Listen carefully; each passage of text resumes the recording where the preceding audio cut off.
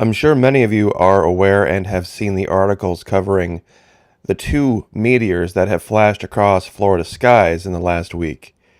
One was a known meteor that they were expecting. The other one was something that kind of came out of nowhere. Now, there wasn't any damage. It did make for some spectacular video, though. And it gives me an opportunity to do a video I've wanted to do for a long time, but haven't really had the proper context, and I think this is probably the best time to do it. Now, this is going to be one of those videos where you need to put your thinking cap on. There's a lot of different roads we have to go down and different ideas we have to explore, but I think these events explain something that happened in Antarctica a long time ago.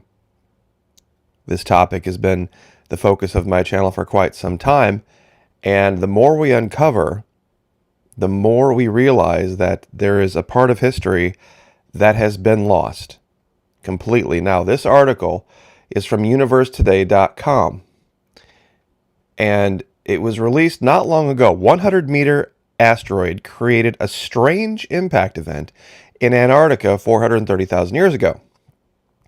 Now, what makes this particular event strange is that it wasn't a full impact, and it wasn't an airburst. The event over Tunguska, there was another one over Chelyabinsk back in 2013. They exploded in the atmosphere with enough force that they rattled windows and shook buildings, but they didn't hit the ground. And then, of course, we've seen the images from Hollywood where they show the giant meteor hitting the ground, creating the huge crater. There is something in between, and this is what they have discovered in Antarctica. Now, the accepted wisdom is this on impact events. We might be able to predict them.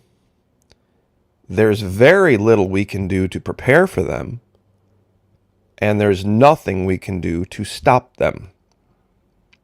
And that's really the key. When we talk about Antarctica and the idea that there may have been a civilization there,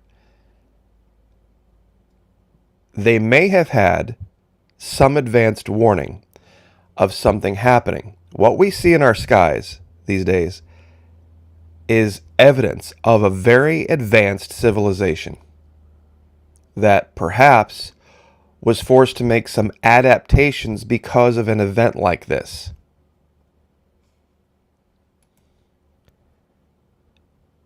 If you knew something was coming and you couldn't stop it, all you would really do is attempt to make some limited preparation, or perhaps you would just leave the region. Now, what does this have to do with these two images? Well, on the left, these are random images from the Voynich manuscript. You would write down your history. You would write down things that were important so that they weren't lost forever. The image on the right is something that I had created a while back because there's evidence in European governments that perhaps there was travel to the continent we know to be Antarctica. It was just called a different name. And let me tell you why I believe this to be true. This was how the world was perceived prior to the discovery of North America. What you're looking at here is, of course, Europe on your right, Africa on your left. This is the Mediterranean Sea up here. Here's the North Sea, Great Britain. This is how the world was perceived. There was this giant, foreboding ocean. Very little was known about it. Antarctica is larger than the whole of Europe combined. All of this put together, Antarctica is bigger than. Now, ancient mariners, largely, when they conducted seafaring travel and trade, stayed near the coast for safety reasons and for efficiency reasons. Now, they had the ability to sail down the coast of Africa. And as you can see, there's evidence of all sorts of European influence all the way down the coast.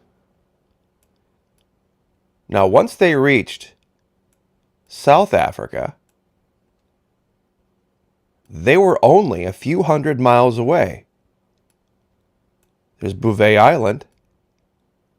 And look, there's Antarctica. That's not that far. We've focused a lot on the distance between the tip of South America and Africa. Pardon me, tip of South America and Antarctica. But we haven't really focused on this much. This would have been someplace they could have easily gone. They could have easily navigated from the tip of South Africa to here.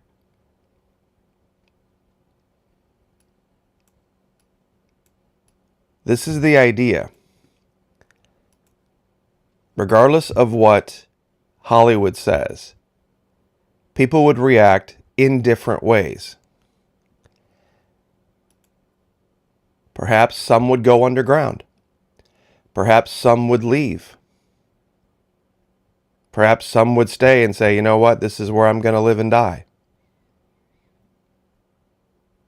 If things had already started to change, for them, this might have been their whole known world.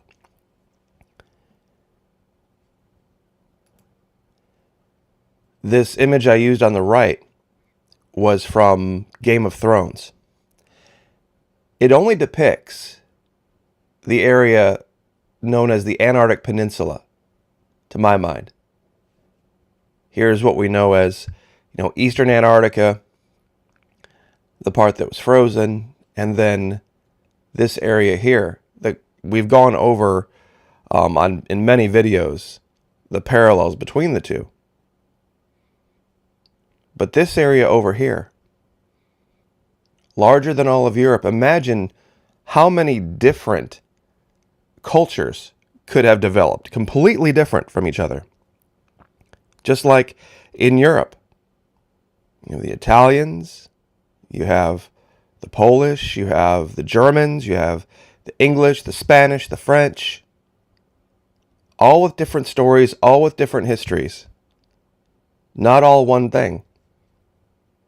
And that might be the key to understanding this continent as well, is that they were faced with something and perhaps some didn't believe it, perhaps some partially believed it, and perhaps they just reacted in different ways.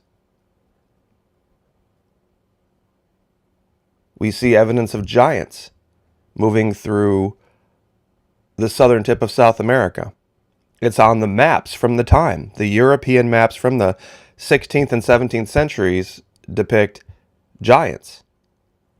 They depict dragons. Now, at the time, I don't know why they would have wasted the ink or the time if this wasn't what they were seeing. This is my theory about Antarctica. It's a lost world. It wasn't always called Antarctica. It was called something else. What we are seeing now, and the U.S. military has admitted, in our skies that is far advanced of what we have technologically, is evidence of a surviving civilization. Perhaps one of many civilizations. Some perhaps that didn't fare so well. That have continued to evolve in a subterranean world. And now they've reached a stage where they have the ability to rejoin the world community, so to speak. And perhaps they're not too all fired up excited about what they've seen. Perhaps they long for a different world. Maybe they only had limited contact. Maybe they only knew of European culture, Roman culture at the time. And that's the last they knew, and now they come out to a world, and there's Asian culture, and there's African culture, and there's North American culture, and South American culture, and All of these different things, and even European culture has changed.